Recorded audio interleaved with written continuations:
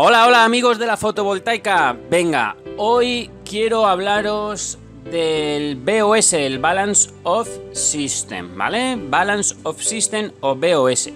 Porque es algo fundamental para tener en cuenta a la hora de diseñar sistemas fotovoltaicos y que muy poquita gente sabe realmente qué es esto del Balance of System o simplemente muy poquita gente lo conoce, entiende el término, ¿vale?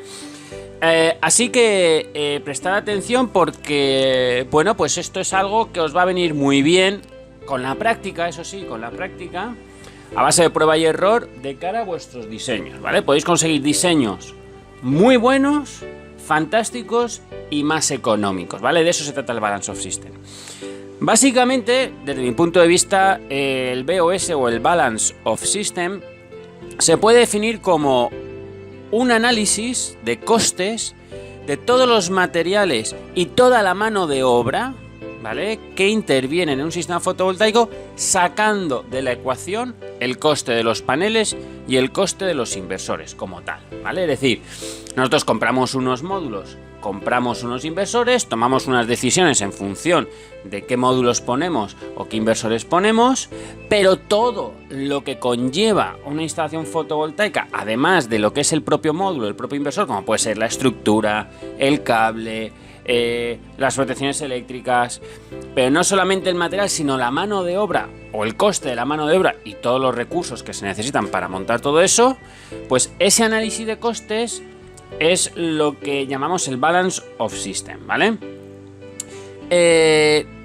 ¿Por qué es importante? Porque cuando tú analizas el Balance of System te puedes dar cuenta de que simplemente cambiando la distribución de módulos de una mesa, pues te puedes ahorrar bastante dinero, ¿no?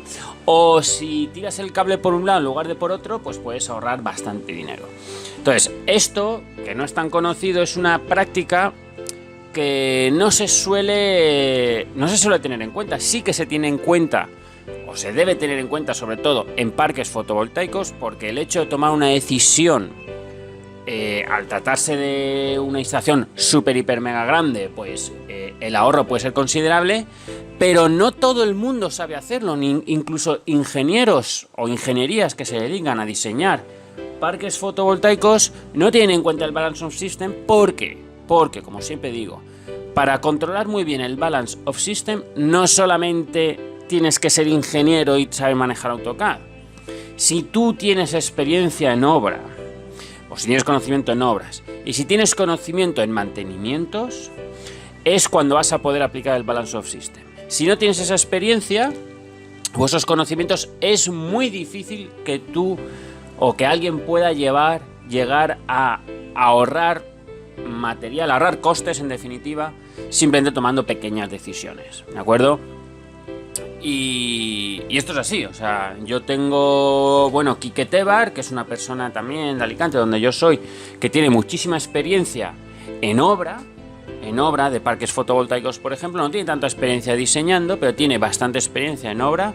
Es un tipo capaz de sentarse con la ingeniería y de ahorrar a lo mejor un 4 o un 5% de costes, que a lo mejor dijo, un 4,5% de costes no es mucho. Hombre, cuando el proyecto vale 100 millones de dólares, pues un ahorro de un 4 o 5% o demás, pues es bastante dinero, ¿no? Entonces, con el Balance of System, que yo creo que ya un poquito pues se va entendiendo un poquito lo que es, se van a tomar decisiones como, ¿vale? El tipo de estructura.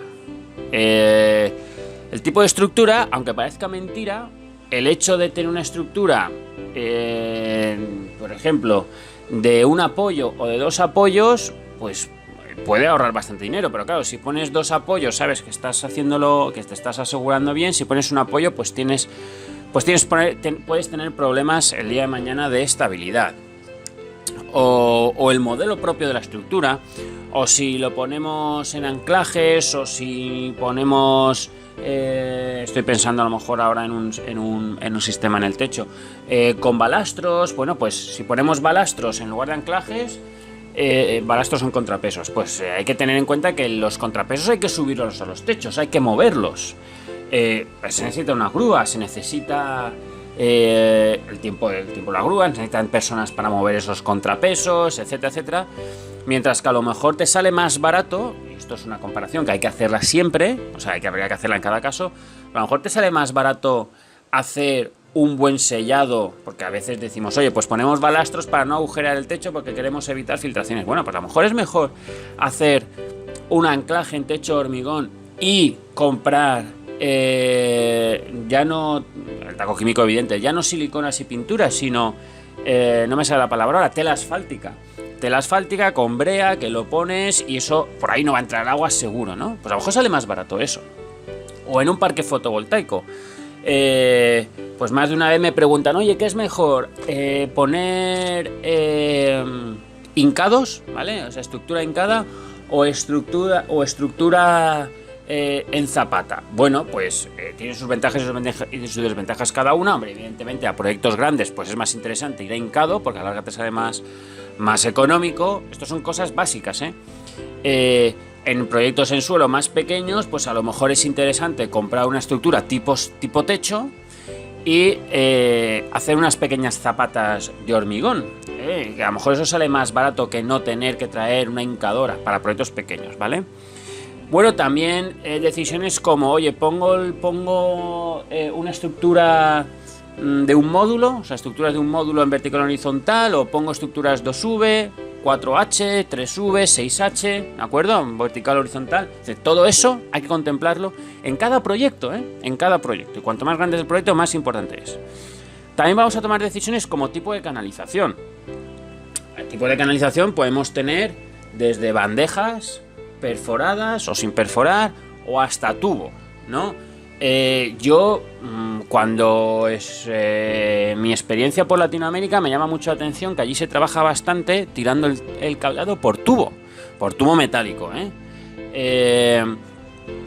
cuando es 1000 veces más cómodo, rápido y fácil trabajar con canaleta, con bandeja metálica, ¿de acuerdo? Pero 1000 veces. Claro, la bandeja metálica, pues a lo mejor te sale un poquito más cara la bandeja, ¿no? Los 100 metros de bandeja, pues a lo mejor te sale un poquito más caro que los 100 metros de tubo ya, pero si el tubo es IMC, que le tienes que hacer tú la rosca cada vez que lo tienes que cortar o cada vez que tienes que poner una curva, pues tienes que buscar la curva, etcétera. Bueno, pues al final te sale más caro. Eso sin tener en cuenta que meter el cable por el tubo metálico, sobre todo el de corriente continua, pues puede rajar el recubrimiento. Y luego pues los problemas que nos pueda dar el día de mañana, ¿no? Pues la bandeja nos da esas ventajas. Luego también, ¿por dónde tiramos esa bandeja? O ese tubo. Pues no es lo mismo tirar la bandeja por en medio de las filas en el que vamos llevando todo el cableado hacia la mitad de la fila y por debajo de la fila sacamos toda la bandeja, que a lo mejor tirar la bandeja por un lado de la fila y recoger todo el cableado de la fila hacia esa bandeja. Es que no tiene nada que ver. Bueno, pues eso hay que mirarlo. O sea que el recorrido de la canalización también es importante. Otra cosa que tendremos en cuenta, cómo hacemos el cosido de los strings. Hay veces, la manera más sencilla es un módulo con el siguiente módulo, con el siguiente módulo, con el siguiente módulo, y donde caiga el polo positivo y el polo negativo, ahí llevo el cable que llevaremos hacia el combiner box o hacia el inversor. Bueno, pero hay otro método que lo podemos utilizar también, que es el leapfrog, en el que el polo positivo y el polo negativo del string quedan en dos módulos contiguos, pero también si nos vamos a proyectos más complejos como a un parque fotovoltaico, pues a lo mejor este tipo de configuraciones no son las mejores, sino que hay que hacer una configuración de cosido tipo C, que es más compleja, explicarlo así en viva voz, esto es mejor con dibujo, que claro, para el montador pues es más complejo, o sea, el que tiene que ir haciendo el cosido porque tiene que ir mirando, tiene que ir haciendo la C, ¿vale? Pero el string queda en eso, en 20 módulos que están ahí pegaditos, ¿vale? Porque a lo mejor tenemos una estructura 4H. Pues 4H son, queda muy compacto el string, ¿vale? Entonces, por un lado, corremos el riesgo de que el montador tiene que estar un poquito más de tiempo y además que lo puede hacer mal, pero por otro lado podemos poner el inversor ahí mismo y entonces unificar los strings de esa fila, de la fila de delante y de la fila de detrás, que están en la misma, más o menos en la misma posición, ¿no? Bueno, pues son cosas que igualmente hay que analizar. También el tipo de inversor. El tipo de inversor, si es más grande, si es más pequeño. ¿Dónde coloco el inversor? el inversor, y esto es muy importante, a lo mejor en instalaciones en techo, pues el inversor no tenemos tantas facilidades de ponerlo donde nos dé la gana, sino que tenemos que ponerlo en la pared que tenemos cerquita o en la sala de máquinas, etcétera. Pero en una instalación en suelo tenemos muchísima libertad a la hora de colocar el inversor. ¿Por dónde lo ponemos el inversor? Lo ponemos por bloques, lo ponemos debajo en un extremo de la fila, lo ponemos a mitad de fila. Pues todo eso hay que analizarlo sacando los costes. Todo esto se analiza sacando costes. La posición del módulo, si lo ponemos vertical, horizontal, si ponemos, como decía antes, pues el tipo de estructura 2V, 4H, 3V, 6H, lo que sea. Bueno, pues todas estas cositas que parecen mentira, que parecen tonterías, pues intervienen muchísimo. Hay que tenerlas en cuenta en el diseño del proyecto, porque hay que pensar en los costes de material y hay que pensar en los costes del montaje, porque siempre lo digo, y también en el mantenimiento, las 3M. Bueno, pues el BOS es fundamental. ¿Qué ocurre? Pues que la gente, por comodidad, sobre todo en la parte de autoconsumo, pues no se pone a hacer estos experimentos de prueba y error. A ver, si yo pongo ahora, si cambio totalmente la distribución de módulos, ¿cuál sería el coste? Si pongo el inversor aquí o allá, pues ¿cuánto me ahorro? ¿Cuánto me gasto? Sobre todo en autoconsumo. Pero es que en proyectos grandes también se da esta problemática, que en proyectos grandes cogen los ingenieros, las ingenierías, que a lo mejor no tienen demasiada experiencia en campo, sí que tienen experiencia, calculando, por decirlo así, pero no tienen experiencia diseñando, pero no tienen experiencia en campo y por lo tanto no pueden hacer buenos diseños, en los que por todos lados le puedes bajar costes a ese proyecto, ¿no? Haciendo un análisis del Balance of System. Y os pongo dos ejemplos. Mira, hay un ejemplo.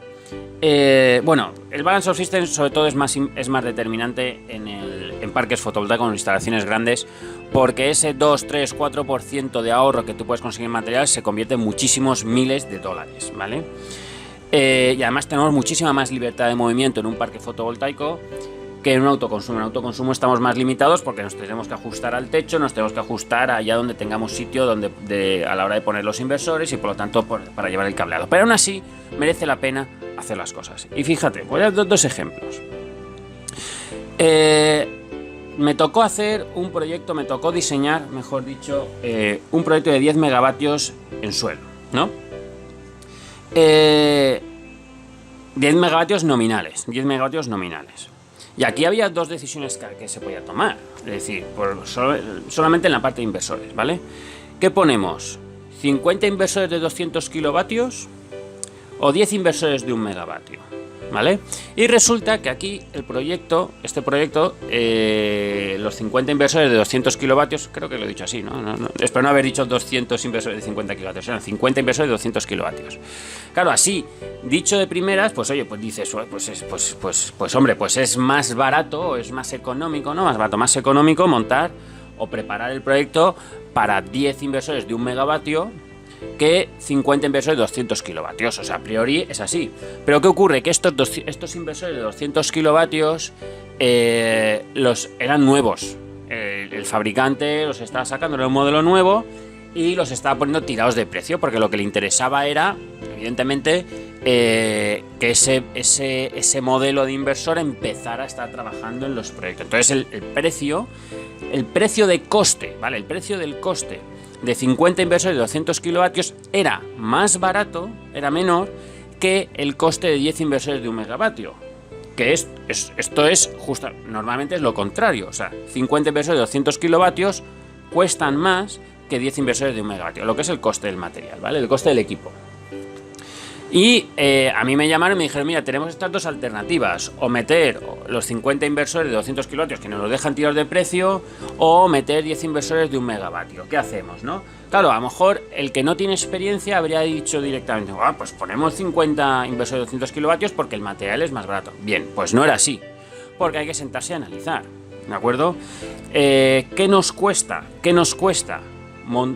Transportar, montar, instalar y cablear 50 inversores de 200 kilovatios que además no eran con combiner box, eran inversores de string, hacer el proyecto con 10 inversores de 1 megavatio. Bueno, pues hubo que hacer el estudio básico o la ingeniería básica, el diseño básico para estos dos casos, es decir, dónde ponemos los 50 inversores de 200 kilovatios, dónde ponemos los 10 inversores de 1 megavatio, cómo diseñaríamos el proyecto para nuestros dos casos, y ahí empezamos a sacar costes. Esto es un trabajazo, esto es un trabajazo. Bueno, pues resultó que meter, a pesar de que el precio de 50 inversores de 200 kilovatios era como un 20%, o sea, comprar los 50 inversores de 200 kilovatios, que era como un 20%, no me acuerdo si era un 20-25%, más económico que comprar 10 inversores de 1 megavatio, al hacer el análisis del Balance of System, resultó que meter los 50 inversores de 200 kilovatios nos salía más caro que el trabajar con 10 inversores de 1 megavatio, pese a que el precio de los inversores era un 20% más barato, que un 20% es mucha pasta, para 10 megas en inversores es mucha pasta, pues nos salía más barato. ¿Por qué? Pues porque con los inversores de 200 kilovatios, cuando analizabas dónde tenías que ponerlo, resulta que teníamos que gastar mucho dinero en zanja, teníamos que gastar mucho dinero en cable, no podíamos hacer unificaciones, el tema de mantenimiento también, el tema de... Bueno, sacamos ahí un montón de números y salía mejor el meter 10 inversores de 1 megavatio, pese a que el precio de los 10 inversores de 1 megavatio era mayor que el precio de los 50 inversores de 200 kilovatios en este caso, ¿vale? Y otro ejemplo también que tiene que ver con los inversores y en este caso en autoconsumo, me acuerdo un proyecto que era de 735 o 740 kilovatios pico, un sistema coplanar, en el que todos lo que era la parte del campo generador estaban en los techos, ¿de acuerdo? Unos techos a dos aguas de chapa, de aluzinc, para los que estén más acostumbrados con esta palabra, y los inversores estaban en otro techo plano de hormigón. Se utilizaron inversores SMA Core One, acaban de salir, o sea, este proyecto ya tiene un par de años, acaban de salir. Estos inversores eran los primeros modelos de inversores fotovoltaicos que en lugar de colgarlos en la pared se podían, de string, que se podían apoyar en el suelo. Y entonces el diseño, ahí nosotros trabajamos en la parte de montaje, ¿vale? No trabajamos la parte de diseño, sino la parte de montaje. Bueno, pues el diseño original, además, todo lo que era el campo generador, para llevar todo el cableado de string, desde el campo generador hasta los inversores, que estaba en otro techo, no podíamos pasar por los techos, teníamos que tirar un puentecito para, porque era otro edificio y había que salvar esa altura, ¿no? Bueno, en fin. Claro, es que el diseño original de ese proyecto tenía los inversores puestos en ese edificio plano, pegados a una pared que estaban a 20 metros o a 30 metros del pasillo, del abismo que teníamos que cruzar, ¿no? Como si fuera del precipicio que teníamos que cruzar entre dos edificios, ¿no? No me acuerdo cuántos inversores eran, eso sí que no me acuerdo, o sea, no os puedo decir los strings, pero 700 kilovatios tiene bastantes strings, ¿no? Bueno, pues cuando llegamos al proyecto empezamos a analizar los planos nosotros para el montaje. Fijaros la importancia que tiene el tener experiencia en estas cosas, ¿no? Algo tan sencillo como decirles, oye, los inversores en lugar de ponerlos ahí, ¿por qué no los colocáis en esta otra parte? Bueno, pues al cambiarlos de posición, lo que nos ahorramos fueron 20 metros de distancia de cable, que a lo mejor 20 metros para una instalación de 5 kilovatios, pues son 20, que tiene un string o dos strings, pues son 20, 40 o 50 euros de diferencia. Pero claro, cuando tenemos, es que no recuerdo bien, pero vamos a decir, no sé, no quiero decir el número, pero estamos hablando de que el ahorro de cable que les conseguimos simplemente cambiando los inversores de sitio, pues no sé si era no recuerdo bien pero el número, pero no sé si eran de 900 metros de cable, 900 o 1000 y pico metros de cable, que eso es dinero, eso es pasta, es dinero no solamente en material, sino dinero que te ahorras, o sea, en cable, sino dinero que te ahorras también en bandejas, es dinero que te ahorras también en desperdicios, es dinero también que te ahorras en mano de obra. ¿Y por qué digo desperdicios? Porque cuando tú tiras cable, por lo general, tú tienes un rollito, cuando tienes tiradas de cable largas, pues o bien mides el cable tanteando las distancias y siempre tienes que dejar un poquito más para que te sobre, o coges el rollo de cable, lo llevas desde un punto del string y lo vas tirando más o menos por encima del recorrido que tiene que llevar hasta el otro extremo, en este caso los inversores, pero siempre tienes que dejar un poco más. Cuanto más larga es la distancia que tienes que recorrer, más inexacta va a ser tu medida a la hora de tirar el cable. Es decir, si yo tengo que tirar 5 metros de cable, pues me puedo equivocar y en lugar de tirar 5 metros, pues tiro 5 metros 20. Pero si tengo que tirar 250 metros de cable, mi error no va a ser de 20 centímetros. El posible error que yo tenga de 250 metros, pues a lo mejor son 15 o 20 metros. Y no te exagero, ¿no? Entonces todo ese cable va afuera, se tiene que cortar y lo pierdes. Bueno, pues eso también se ahorra. Y esas son cosas que tenemos que tener en cuenta a la hora de diseñar proyectos. Por eso siempre hablo de que para un buen diseño hay que tener en cuenta las 3 M's, ¿vale? Además de buscar la mejor solución para el cliente, hay que pensar en los costes de los materiales, en los costes del montaje y en los costes de mantenimiento. El Balance of System, para que lo sepáis, es analizar los costes de, sobre todo la parte de montaje, o sea, de materiales y de montaje, en función de pequeñas decisiones que afectan al diseño. Y los ahorros que podéis conseguir son importantes. Ahora bien, esos ahorros os los podéis quedar vosotros, es decir, oye, pues yo he vendido mi proyecto y ahora veo la manera de economizarlo, analizando este Balance of System, o puedes conseguir que manteniendo tu margen, proyectos más económicos para competir con el resto de empresas.